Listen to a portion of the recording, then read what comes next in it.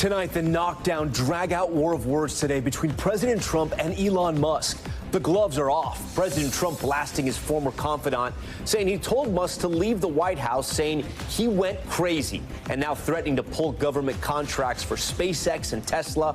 Tesla stock plunging. The tech titan firing back, warning Trump is tanking the economy, and the unsubstantiated claim he made about the president's connection to Jeffrey Epstein.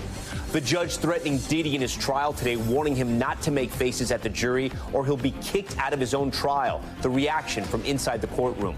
Luigi Mangione's plot revealed new details from the prosecution about his methodical planning and why he chose to kill the healthcare CEO instead of even bigger acts of violence.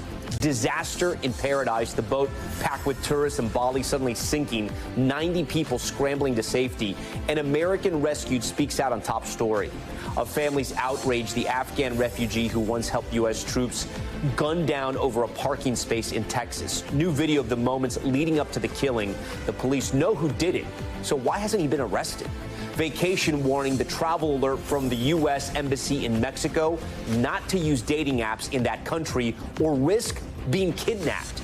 And our new series, The Cost of Denial, what happened when our correspondent tried to call the doctors listed in-network by a major health insurer. Turns out many don't exist. And the new warning for women on weight loss drugs like Ozempic, why it may make their birth control not work. Top story starts right now.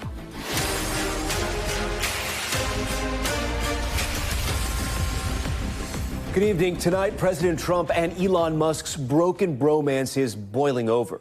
Their feud exploding online after Musk criticized the president's budget bill. At this hour, the tirade of social media posts, including Trump's threat to pull Musk's government contracts, is sending Tesla stock plummeting. It's a dramatic turn from the once very close relationship between two of the world's most powerful men. The battle playing out on social media and at some points getting personal. The president posting to Truth Social, quote, "Elon was wearing thin. I asked him to leave. I took away his EV mandate that forced everyone to buy electric cars that nobody else wanted, and he just went crazy." Then Musk posting on X, quote, "Time to drop the really big bomb at real Donald Trump is in the Epstein files. That is the real reason they have not been made public. Have a nice day, DJT." And later, President Trump posting, quote, "I don't mind Elon turning against me, but he should have done so months ago." Right now, close Trump ally Steve Bannon says he is advising the president to start investigation into Elon Musk's immigration status and history of drug abuse. Tesla taking a major hit. Look at this. This is the stock tumbling 14%, their biggest hit ever. Musk, the world's richest man, losing nearly $27 billion, and that's just in a day. The world watching their relationship implode in real time. NBC's Garrett Haig starts our coverage off tonight. Tonight, the stunning public breakup. Elon and I had a great relationship. I don't know if it went well anymore. I was surprised. Just days after that lavish Oval Office send-off. He's done a fantastic job. So I expect to remain a friend and an advisor. President Trump and his once top ally, Elon Musk, now in a nasty public feud. I'm very disappointed in Elon. I've helped Elon a lot. All starting this morning when the president was asked about the former Doge leader's criticism of his so-called Big Beautiful Bill, which extends the Trump 2017 tax cuts and eliminates taxes on tips and overtime. Musk slamming it, saying it spends too much. Elon knew the inner workings of this bill better than almost anybody sitting here. The president, who recently showed off his Tesla at the White House, saying Musk's opposition began because the bill eliminates electric vehicle tax credits, which hurts Musk's business. He had no problem with it. All of a sudden he had a problem, and he only developed the problem when he found out that we're going to have to cut the EV mandate. Musk responding in real time on X. False. This bill was never shown to me even once. Moments later, writing, whatever, keep the EV solar incentive cuts in the bill, but ditch the mountain of disgusting pork. I pressed Trump about Musk's criticism. And this is the guy you put in charge of cutting spending. Should people not take him seriously about spending now? Are you saying this is all sour grapes? No, he worked hard, and he did a good job. And I'll be honest, I think he misses the place. People leave my administration, and they love us. And then at some point, they miss it so badly, and some of them embrace it, and some of them actually become hostile. I don't know what it is. It's sort of Trump derangement syndrome. Put the signs up, put the hat on. Let's go. All of it a sudden shift for Musk, who enthusiastically campaigned for Trump.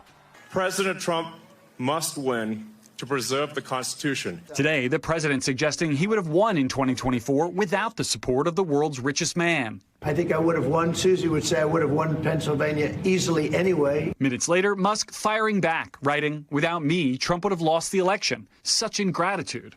And this afternoon, the war of words escalating even further. President Trump posting, "Elon was wearing thin. I asked him to leave. I took away his EV mandate, and he just went crazy." And that the easiest way to save money in our budget, billions and billions of dollars, is to terminate Elon's governmental subsidies and contracts. Musk then writing, "Time to drop the really big bomb. Trump is in the Epstein files. That is the real reason they've not been made public." Musk offered no evidence to back up his accusation, and nothing made public has implicated Trump, who's denied any involvement in Epstein's criminal behavior. The president late today posting, "I don't mind Elon turning against me, but he should have done so months ago. This is one of the greatest bills ever presented to Congress." Across the board, Tesla shares. Meanwhile, as all of this unfolded, Tesla's stock plummeted, losing over 14% of its value. All right, with that, Garrett Haake joins us tonight from the White House, and because of all the business to this, NBC News senior business correspondent Christine Romans is also here on set. Garrett, I'm going to start with you. You were there in that moment. You witnessed everything in the Oval Office. Take our viewers there, right? Talk to us about what happened, how this sort of exploded in public view.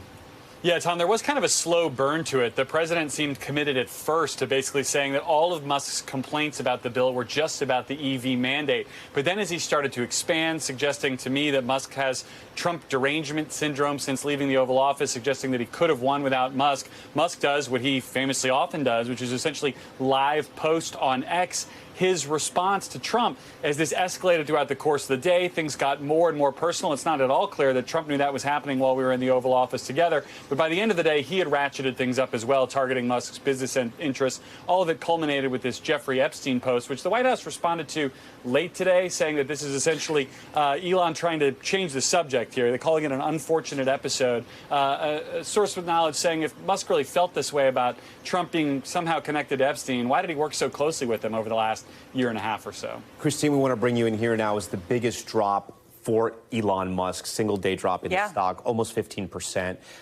He is a businessman. He does have to answer to shareholders. Where do you think this goes from here? And it's remarkable because some shareholders had really been pushing for him to separate himself from government and just really focus on his company.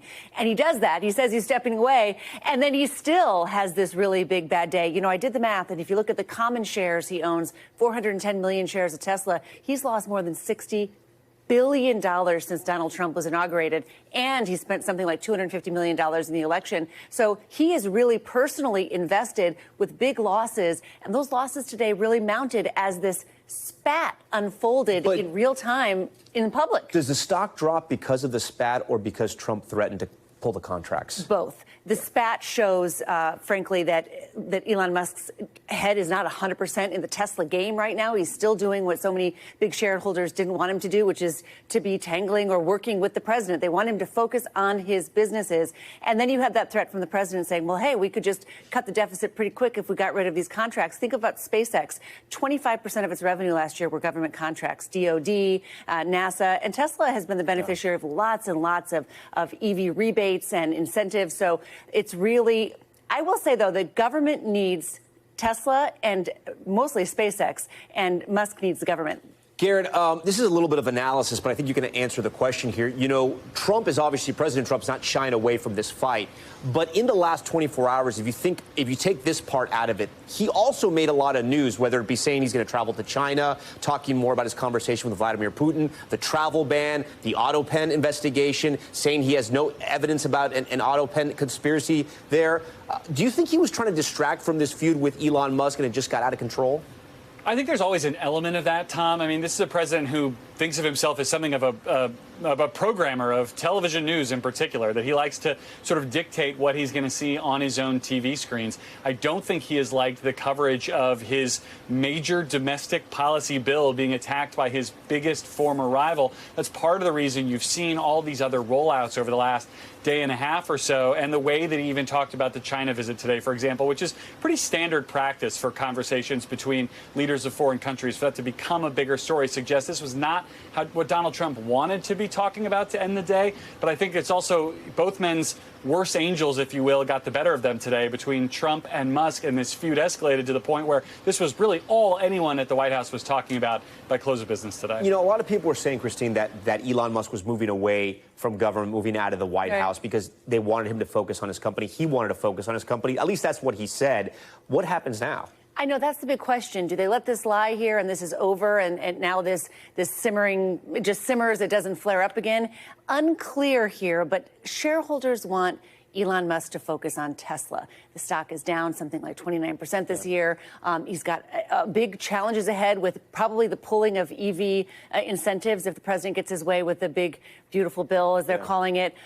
So the shareholders want Tesla back in the hands of Elon Musk, and they do not want him messing around with it. They don't want. This was just very unfortunate for Tesla. And there's always the makeup. You know, there could be the coming together. It's like, back in the Oval Office. It's like a reality show almost, right? Garrett, hey, great reporting as always. Great questions today. We appreciate that, Christine. Great to have you here. We want to turn now to an explosive moment at the Sean Diddy Combs criminal trial. The judge threatening to kick the music mogul out of the courtroom after he apparently made facial expressions at jurors. Also today, graphic testimony from an ex-girlfriend who says she dated Combs from 2021 to 2024. Here's Stephanie Gosk. Lavish trips, cash, and a lot of drugs. That's how the woman testifying with the pseudonym Jane says her relationship began with hip-hop tycoon Sean Diddy Combs. But Jane says after she fell head over heels for Combs, he started having other men join them. Escorts, according to Jane. What percentage of the time after that did you have sex with another man? Prosecutors asked. 90%, the single mother told the jury. Did you want to do that? She answered no. Jane said she wanted an old-fashioned relationship, but agreed to what Combs called debauchery or hotel nights to keep him happy. She told the court the nights took place in hotel suites with red lights, music, lotions, and an excessive use of baby oil everywhere. The sessions could last up to 30 hours, according to her testimony, and always with drugs, including ecstasy and ketamine. During their relationship, which started in 2021 and ended when the music mogul was arrested, Jane says he supported her, paying her rent and wiring her tens of thousands of dollars. Combs pleaded not guilty to 5 federal charges, including sex trafficking and racketeering. In court today, a dramatic moment played out after the jury was excused for lunch. The judge turning to the defense team and saying, "I was very clear there should be no facial expressions to the jury." The judge said Combs was nodding vigorously and looking at the jury during the cross-examination of a witness. The judge saying if it happens again, he would consider removing Combs from the courtroom altogether. Stephanie Goss joins us tonight from outside that courthouse in downtown Manhattan. What a day in court. How long do we expect Jane to be on the stand? Well, Tom, she's only really just started her testimony. It could be days. She hasn't even gotten to the participation in these freak-off parties that Combs would hold. And prosecutors say that she was coerced into participating in those parties through drugs and lies and even threats, Tom. All right, Stephanie Goss for us. Stephanie, we thank you. Kristen Fedden joins me now. She's an NBC News legal analyst and former sex crimes prosecutor known for prosecuting Bill Cosby. We thank you for joining Top Story tonight. We heard there in Stephanie's piece the judge threatening to kick Combs out of court for allegedly flashing facial expressions at the jurors. How serious is that? I mean, this seems pretty serious for someone to be removed from their own trial. Yeah, this is significant. Very significant. And it's interesting because what it tells us really is 2 main things. One, that the judge is making sure that the jury is not going to be swayed by any undue influence. So when you think about nodding, yes, it seems subtle. But at the end of the day, that can be seen as very manipulative. It can be seen as very coercive. And in a trial like this, it can also be seen as intimidating as well. So not only is it really an interesting thing to see that the judge is really protecting the jury, but it's also a consistent reminder, particularly given the high-profile status of Diddy, that this is not a performance This is a trial. This is a courtroom. And the only evidence, the only thing that the jury should decide is anything on the witness stand. And they should not be making their decision based on any manipulation, coercion, or any intimidation. Jane's testimony today began to outline her relationship with Combs. We just heard that from Stephanie there, specifically how she felt obligated to perform those, quote, hotel nights because Combs was paying her rent and giving her money. Is the prosecution starting to paint a clearer picture of the sex trafficking charges here? Is this where they're trying to connect those dots? I think absolutely. And it's interesting because they're doing it in a very methodical way, as I see it. They obviously started with Cassie, and then they went to some insiders. They went to some friends, and now they're going with Jane. And this is really interesting because, again, not only does it strengthen the sex trafficking charge, right? It shows that she was recruited, she was maintained, and for a commercial sex activity. She's already testified to that. But it also shows a lot of corroboration. It shows that the prosecution is truly, really strengthening their case to show that this was all not just an isolated event. This was not something where the defense can argue that this was consensual, isolated event with Cassie. And yes, he may have done a horrible thing with the surveillance footage that the jury saw, but it's a pattern. It's a pattern of abuse. It's a pattern of control, and it's a pattern of fear. And that all will tie in not only to the sex trafficking charge, but to the RICO charge as well. Yeah, earlier in the day, the defense was aggressive in their cross-examination of another witness, saying there was conflicting evidence about the date of when she said Combs held her over a 17-story balcony. Was that a major win for the defense or not really?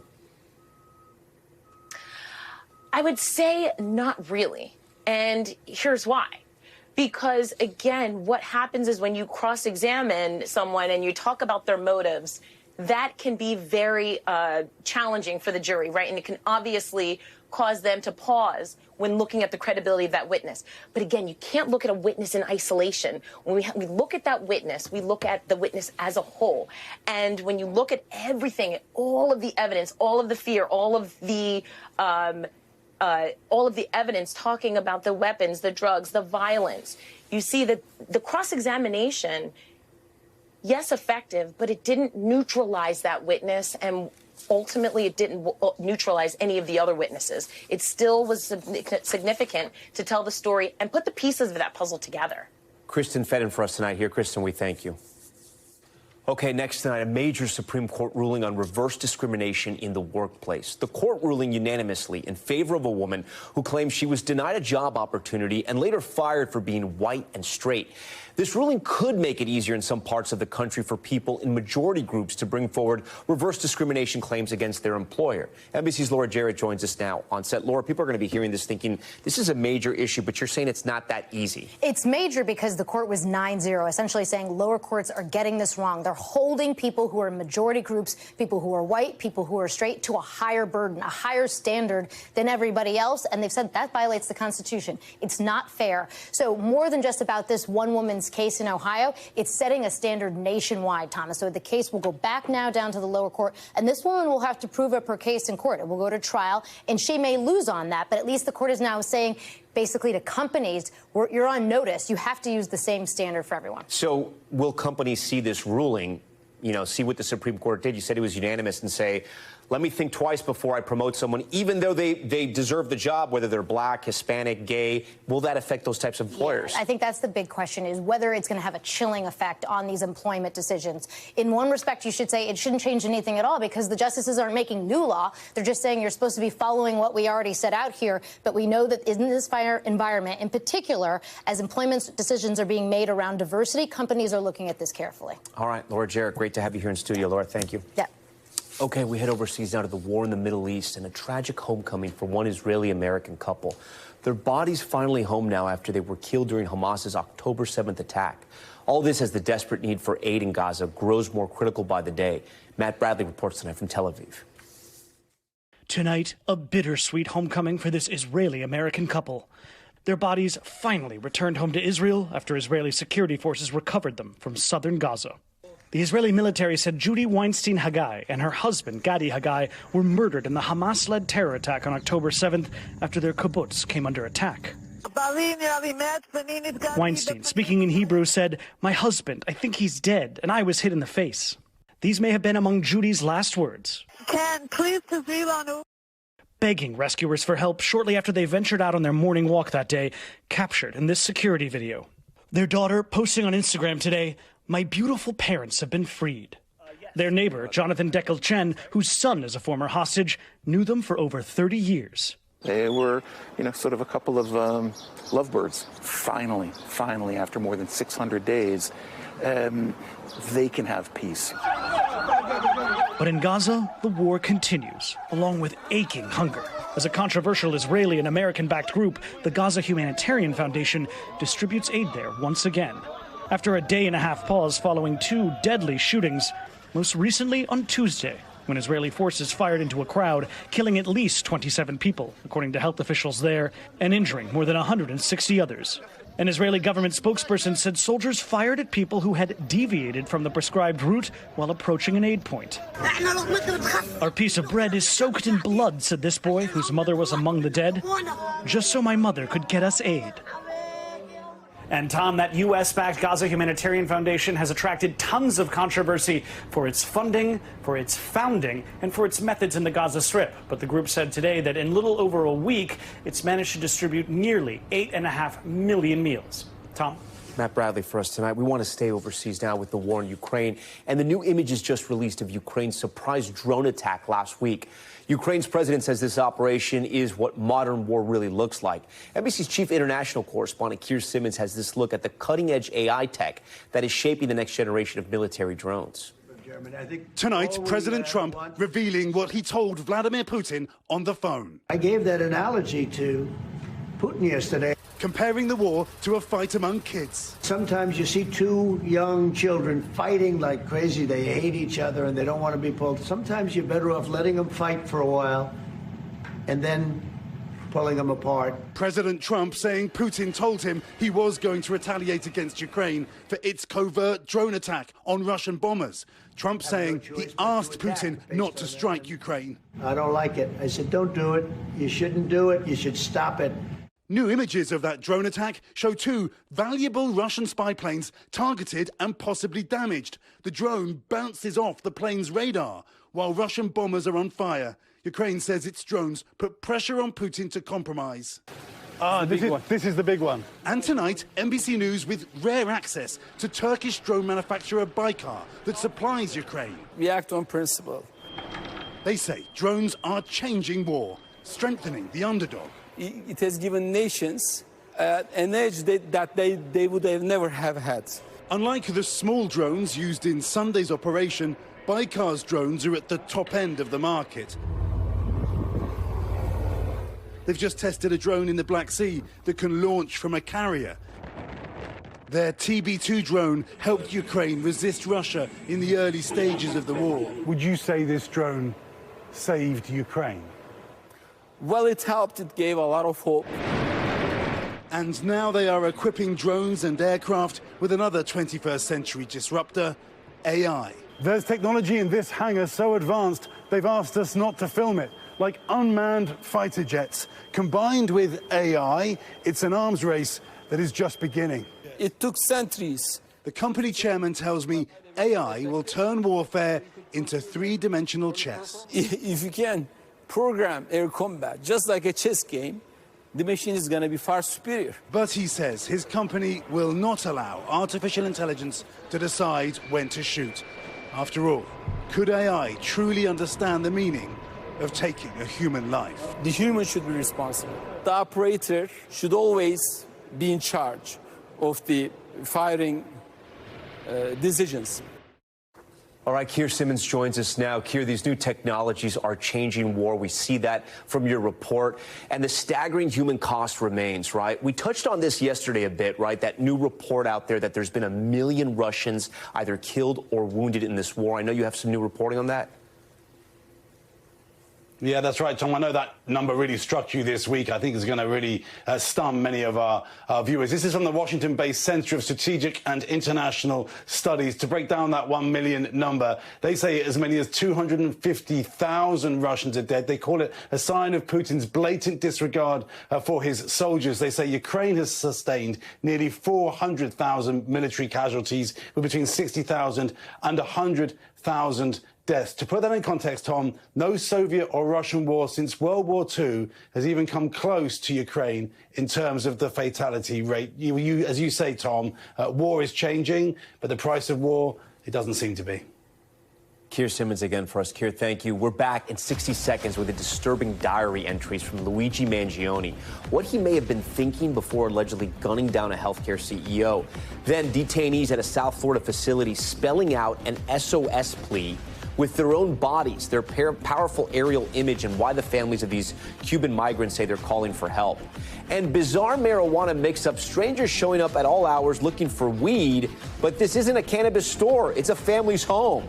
The fake website that led customers straight to their front door.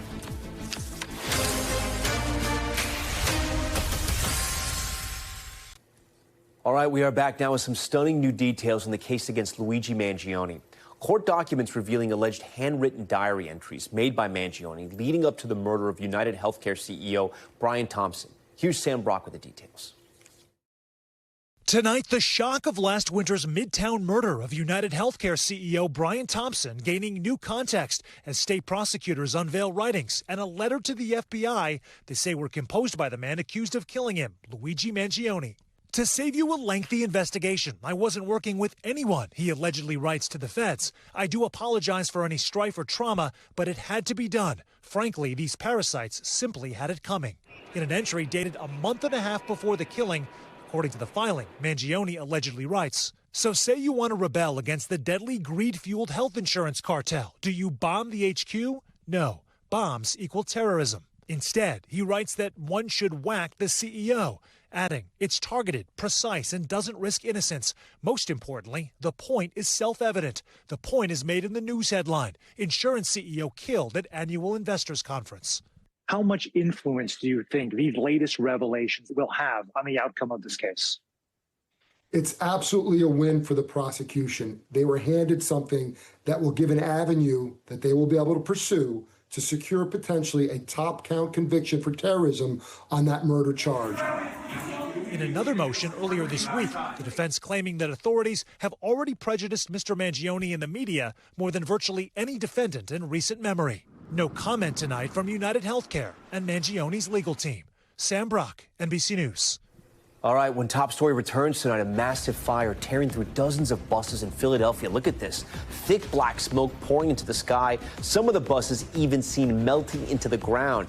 And panic at sea, a tourist ferry in Bali taking on water. Travelers scrambling to survive. What led to this disaster and what happened to the people on board? Stay with us.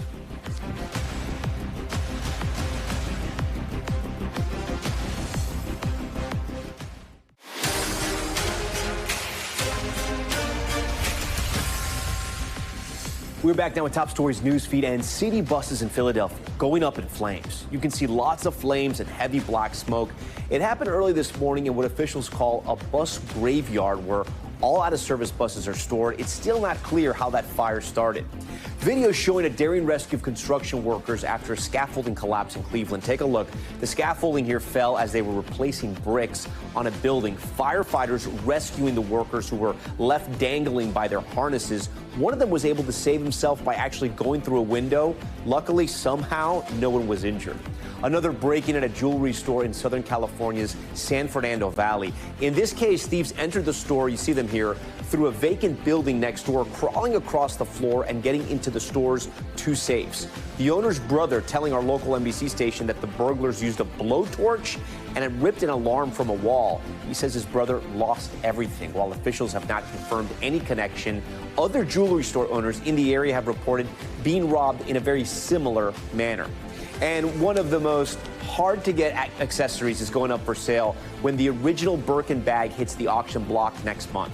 The bag, made in 1984, is the original prototype made for French actress Jane Birkin. Hosted by Sotheby's, the auction will take place July 10th as part of a Paris fashion icon sale. Before then, the bag will be displayed in New York starting tomorrow through June 10th.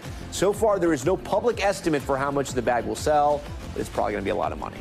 All right, and four-time NFL MVP Aaron Rodgers is signing with the Pittsburgh Steelers as a free agent, according to multiple reports. The NFL Network and Pittsburgh Post-Gazette reporting Rodgers is planning to attend the Steelers minicamp next week.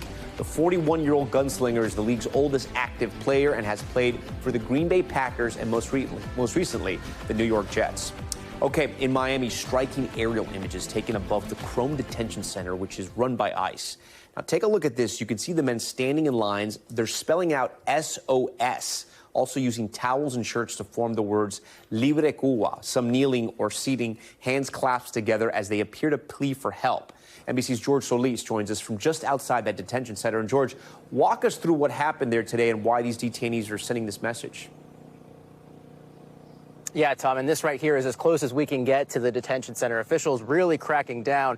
Now, it's worth noting these are Cuban detainees. One family telling NBC Miami they were possibly protesting being sent to a Texas facility and ultimately being deported. Now, it is worth noting that the Trump administration has revoked humanitarian parole protections for Cubans alongside Haitians, Venezuelans, and Nicaraguans. Now, this is not the first time Chrome has been in the headlines. You might recall reports of lack of food, water, shelter, medical neglect, and abuse amidst concerns of overcrowding here at the facility. And this year alone, there have been 2 deaths at Chrome, a Ukrainian man and a Honduran man, raising more questions about the standards of care here. Now, Chrome, as you had mentioned, is run by ICE, and per their data, there is about 800 detainees or so. Now, this is a number that has fluctuated, but it still exceeds that max of 600 that is listed on records here. It's also worth noting that it is the oldest immigration facility in the U.S. Now, Tom, this is not the first time we've seen an SOS display like this. We saw one play out just last month in Texas, where detainees spelled out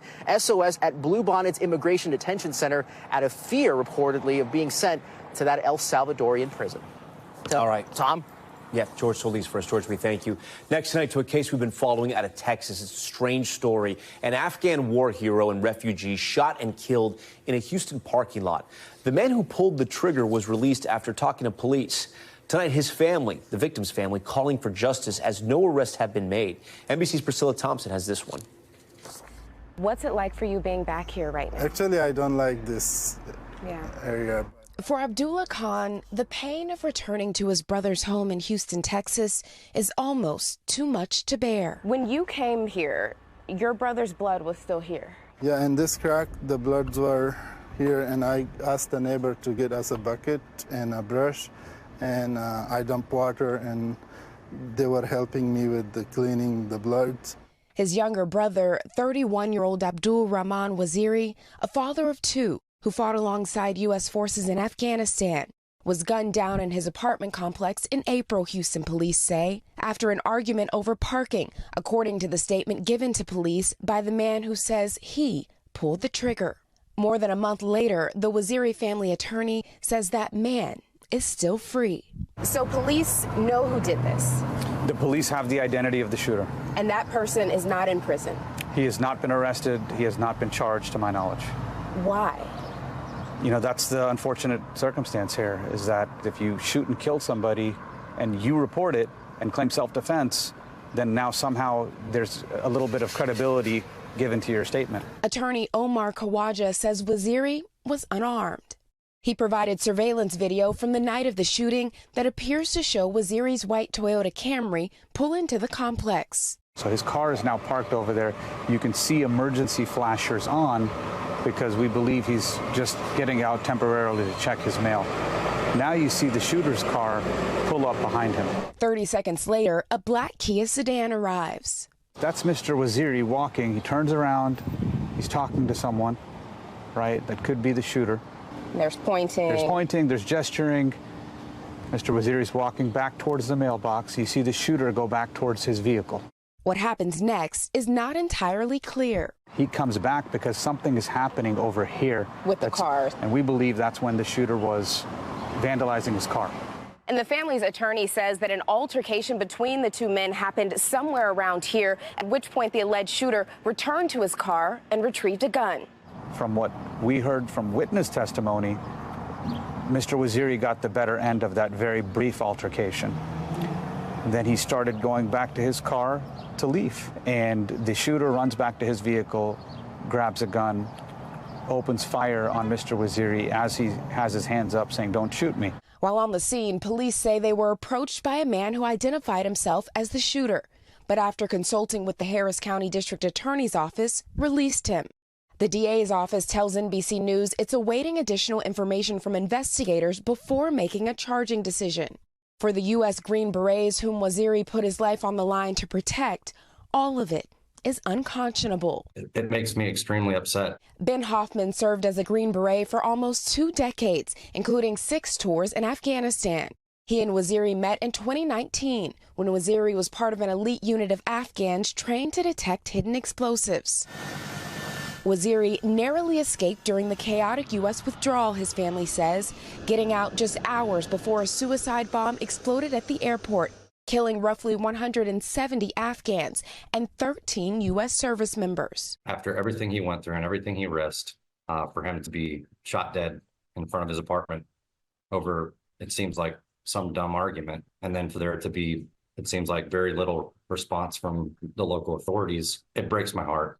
The killing has sparked protests and calls for justice from Green Berets and Waziri's family, who tonight are still desperate for answers. We need to see justice. You know, there's 2 young girls without their father.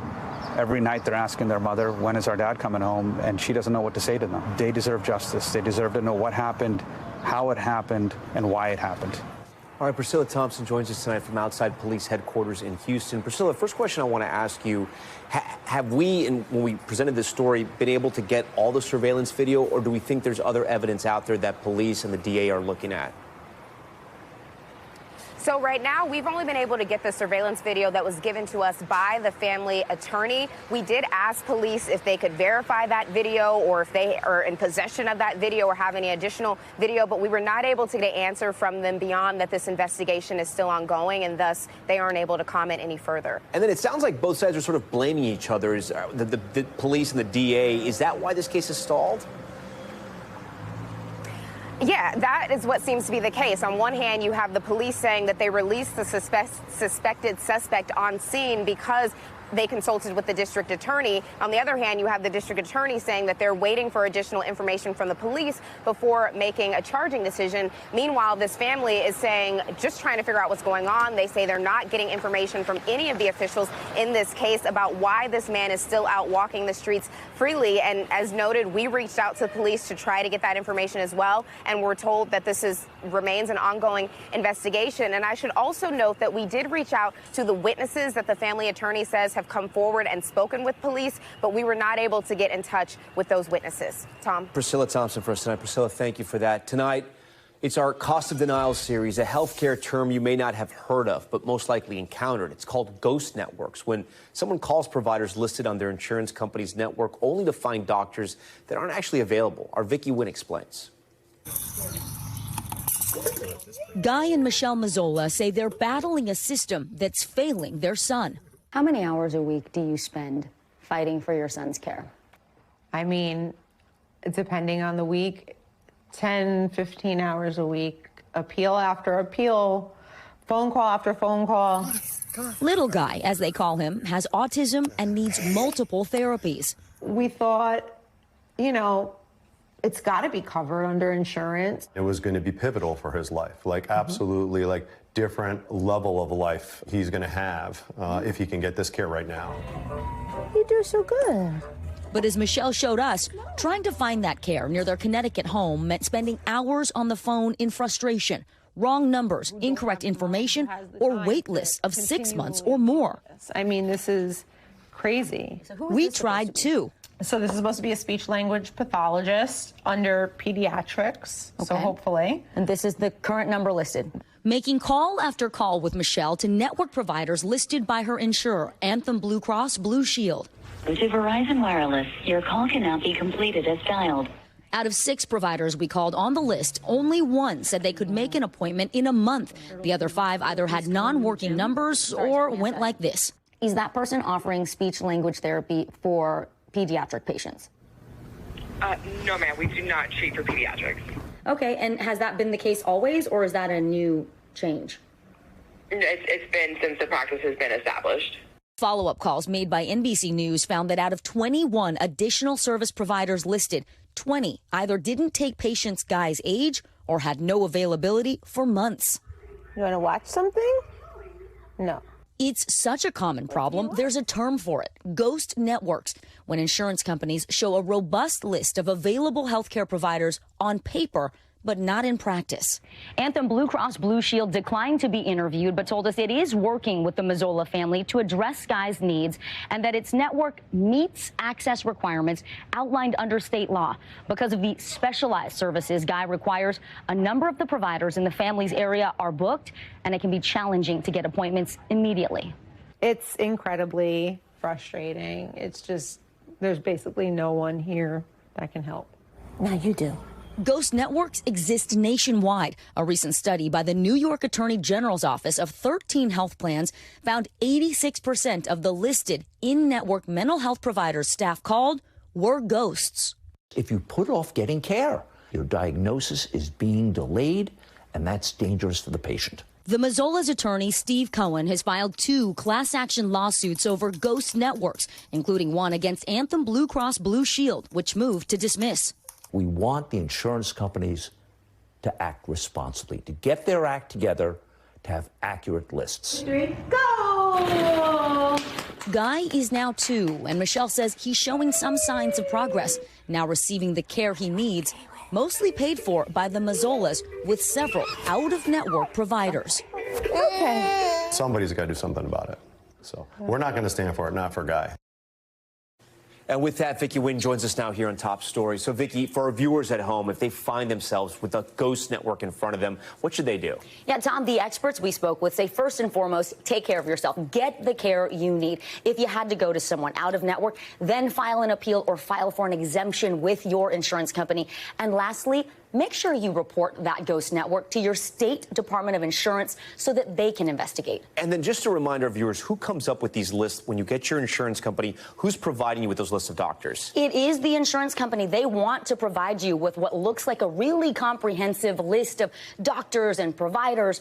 But the bottom line is those providers aren't always available, to the tune of, 1 out of 10 in some cases were legit. And so that's the frustration so many consumers are coming across. All right, Vicki Wynn, a lot of helpful information there. Vicki, we thank you for that.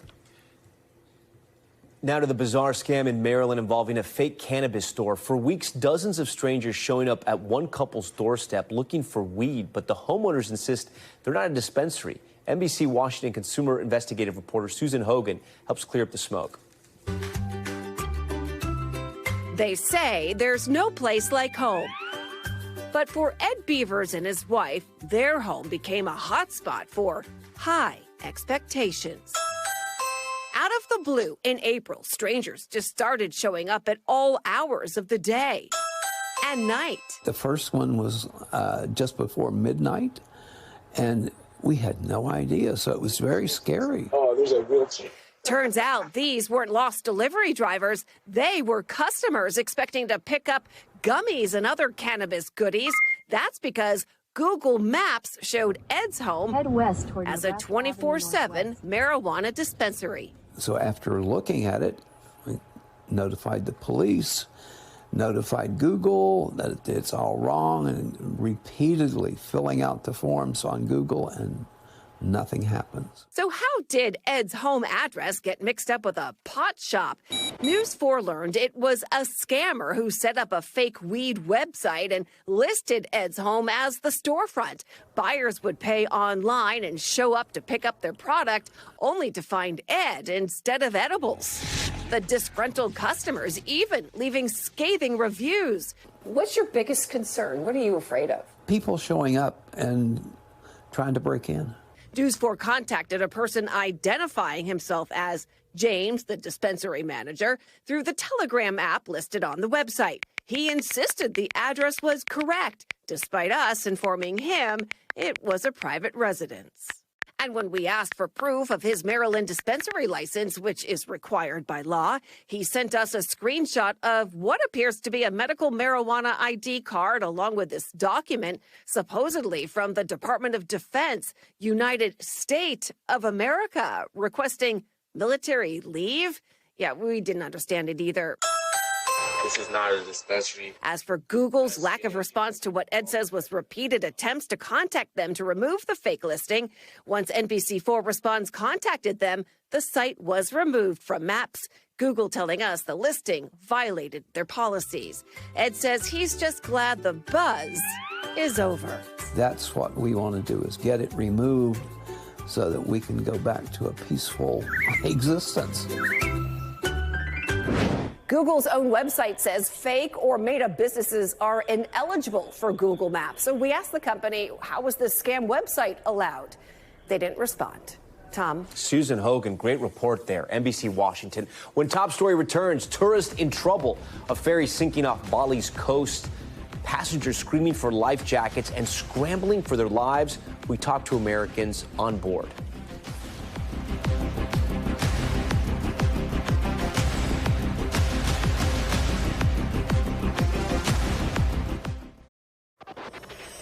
Back now with Top Story's Global Watch and a check of what else is happening around the world. We're going to start with dramatic images out of Bali. A boat carrying 90 people capsizing after it was hit by a strong wave, according to local media.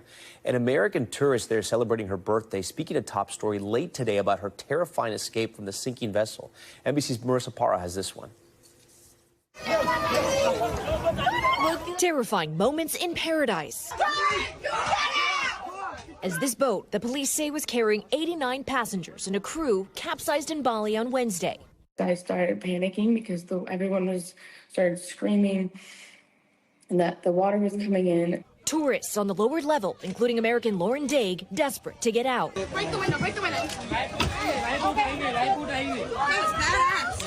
I just was like, screw this, and I didn't even think. I just smashed my foot through the window and broke the window, and I was able to save at least, I think, 5 or 6 other people. Bali police say a large wave hit the back of the boat, causing the ship to tilt to the left and lose balance. Let's leave the boat. Everyone was panicking. There was babies, small children, old people, people like me traveling by themselves. NBC has reached out to the boat company, but we haven't yet heard back. Local police say everyone was rescued with no fatalities. Lauren, in Bali to celebrate her 24th birthday, says she's nursing bruises and stitches, but she's grateful to be alive.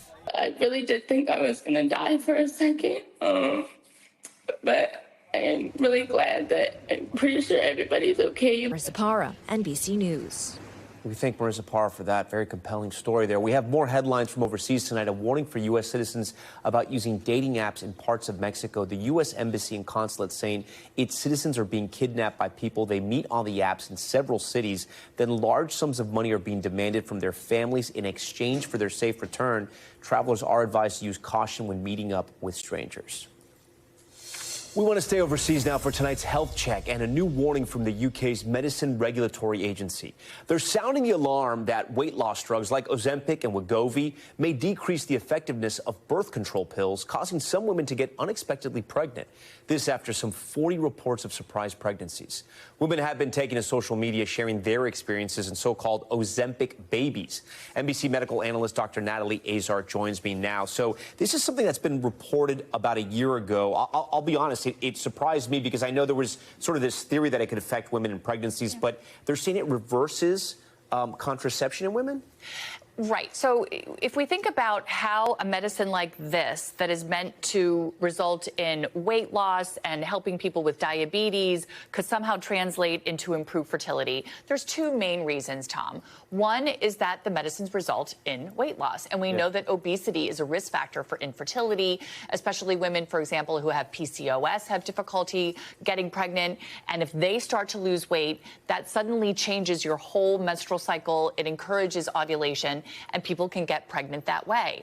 But the other thing has to do with the way the medicines work to help people lose weight. They do that by doing something called delaying gastric emptying, which means it slows down how quickly food is leaving your stomach. It essentially affects absorption. So if you're taking the birth control pill by mouth, a pill, you may not be absorbing the full amount, and it's not going to be working as well. And so, as we know, that's one way you're going to get pregnant. But just to be clear, now, what they're alleging in this study and with these women, I think there's 40 of them have come forward to say is that they were taking contraception, they were taking the pill, some type of contraception. They got on these drugs like Ozempic. and they got pregnant. That's right. And, do we read package inserts enough? Ozempic, Wegovy, the makers Novo Nordisk, and Lilly, who does Mounjaro and Zepbound, it is clearly stated. They put it out there. They put it out there. And, but it's good that the regulatory agency in the UK is sounding the alarm on this, because it's maybe not something that every woman Not at everyone home reads fine print. is exactly. And the pill is easy to take. And if you're on it, you're not going to think about necessarily adding a second form of contraception. But if you are not planning on getting pregnant and you're on this medication, you should be on a second form of contraception. If you're taking Ozempic, Wegovy, but you do want to get pregnant, should you stop? 100%. The recommendation at this point is to do about a 2 to 3 month washout. And the reason is that in animal studies, the medicines can increase the risk of birth defects as well as miscarriage. So if you are trying to get pregnant, you need to be off of it for about 2 months before trying to conceive.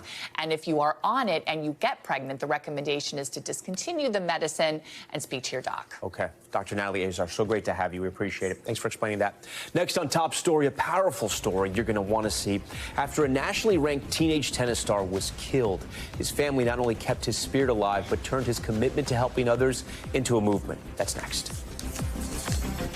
Finally tonight, a story about hope after heartbreak. A high school senior killed by a suspected drunk driver just weeks before graduation.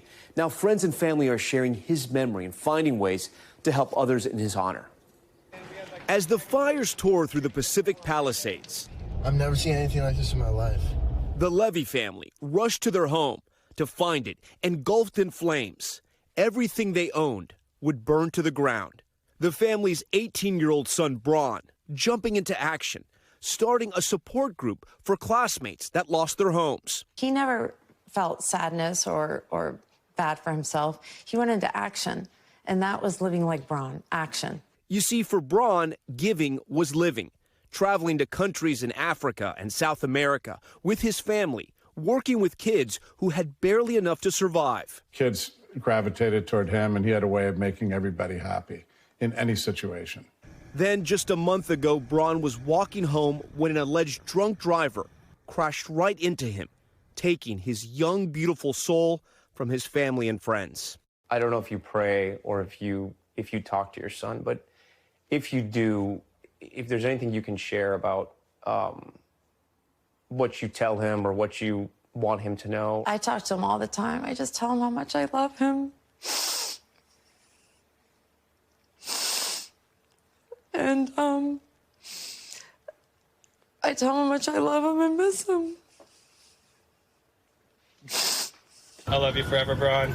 Somehow, the Levies have carried on, urging loved ones to keep their son's memory alive by encouraging them to, quote, live like Braun. That mantra becoming a movement. He was probably the most loved 18-year-old in all of Los Angeles.